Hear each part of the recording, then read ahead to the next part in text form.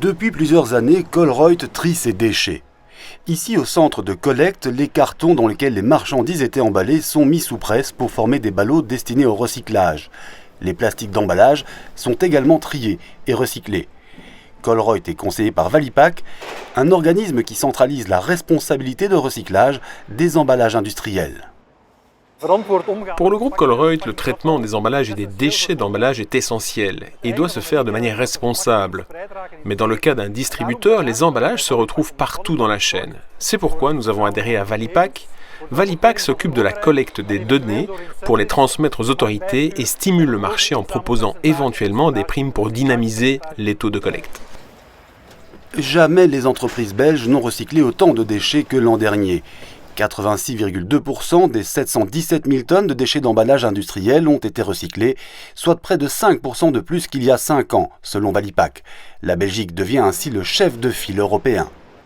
En Belgique, les fabricants et les importateurs ont l'obligation de prouver que 80% de leurs emballages sont recyclés au moment qu'ils sont devenus déchets d'emballage, ce qui est beaucoup plus élevé que dans d'autres pays européens. Pour les entreprises concernées, c'est une situation avantageuse. D'abord, c'est bon pour l'environnement et deuxièmement, ils ont un avantage direct sur la facture de leurs collecteurs et ils peuvent bénéficier des primes de Valipac.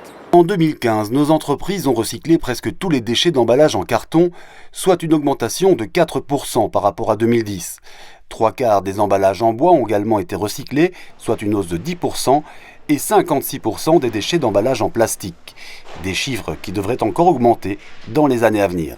Je crois que nous allons voir encore une belle augmentation en Wallonie, vu le fait que l'obligation de tri est en vigueur en Flandre depuis juillet 2013 et qu'en Wallonie, elle est d'application depuis janvier de cette année.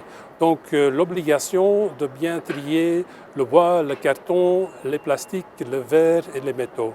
La Belgique va ainsi conforter sa position de leader du tri des déchets d'emballage en Europe au cours de ces prochaines années.